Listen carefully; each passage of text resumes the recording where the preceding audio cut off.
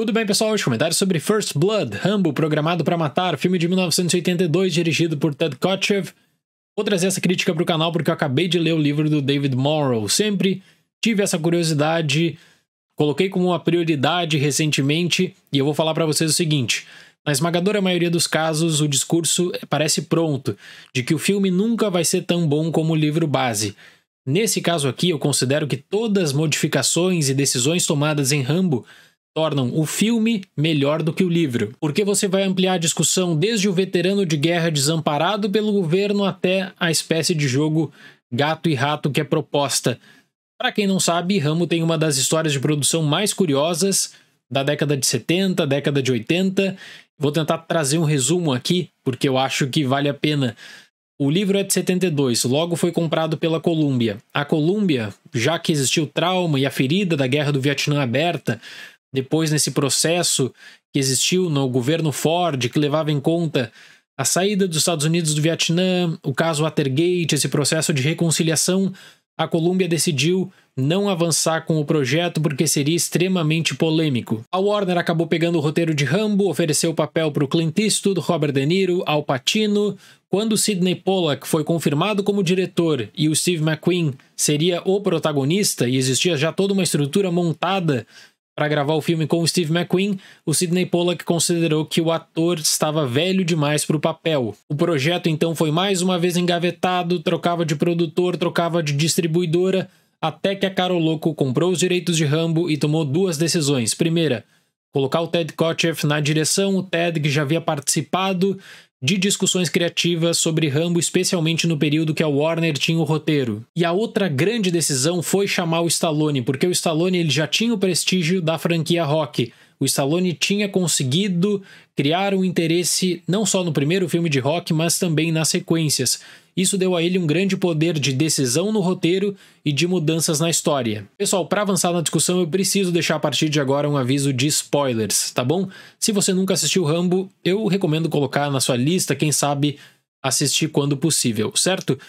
Quando o Stallone é chamado para participar do projeto e ele vira não só o protagonista, mas ele ganha um poder de decisão no roteiro, muitas coisas mudam, porque o autor do livro não queria que o seu final, por exemplo, fosse modificado.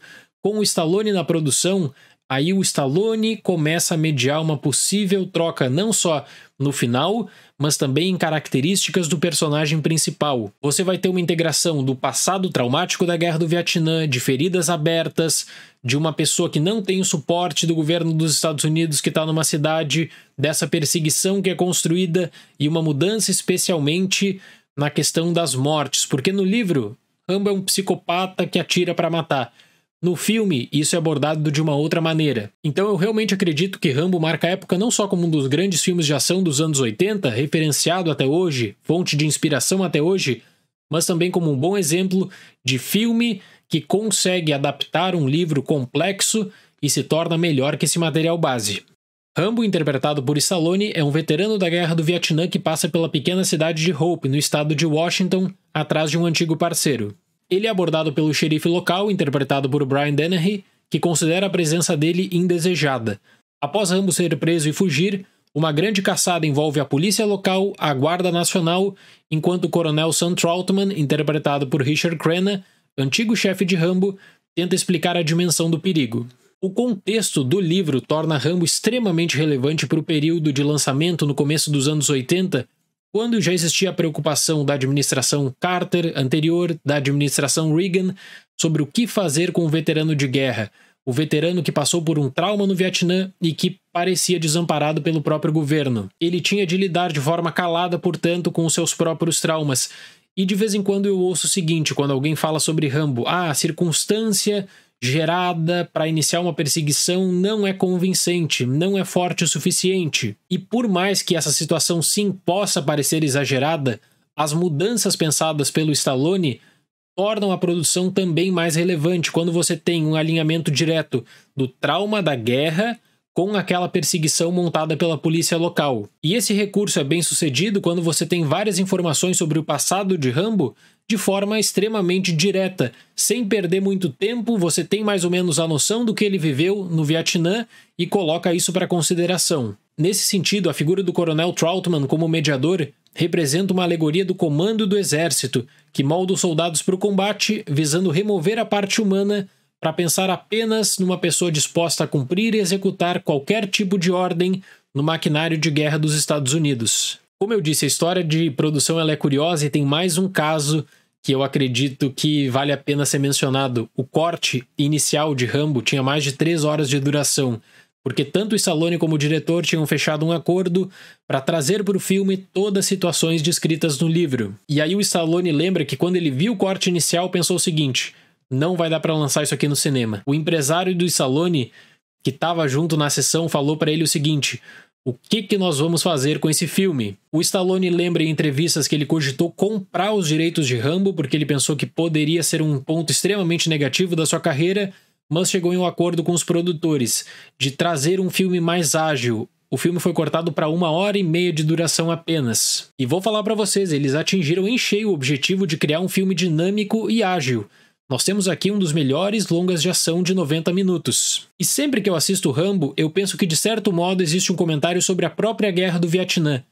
Em um determinado momento você pensa o seguinte: olha, o Rambo está cercado por várias outras pessoas que têm um material muito superior ao dele. Mas como os Estados Unidos descobriram na guerra do Vietnã, tecnologia apenas não representaria a certeza de uma vitória, porque o Rambo ele estuda as táticas de guerrilha vietnamita. Ele tem essa expertise que nenhuma outra pessoa daquela região tinha. Dentre as mudanças que tornam o filme melhor do que o livro, na minha opinião, nós temos a adição de um objeto simbólico, que é a da faca, que é super importante nessa experiência de Rambo, e a completa diferença do traço de personalidade, de deixar de lado aquele Rambo psicopata, disposto a matar por matar, como existe no livro, para trazer uma dimensão do trauma da guerra do Vietnã. Então o caso tomou uma proporção maior do que deveria, e isso é inclusive reconhecido pelo xerife durante o filme. E o andamento do confronto coloca em debate a visão de lei e ordem contra alguém que serviu o país. Sempre que eu assisto Rambo eu fico encantado com o trabalho de fotografia do Andrew Laszlo, que correu muitos riscos e que ele tem um livro inclusive, que ele fala sobre essas suas experiências de Rambo, como Rambo foi um filme que os produtores não queriam investir porque tinham medo de um fracasso nas bilheterias.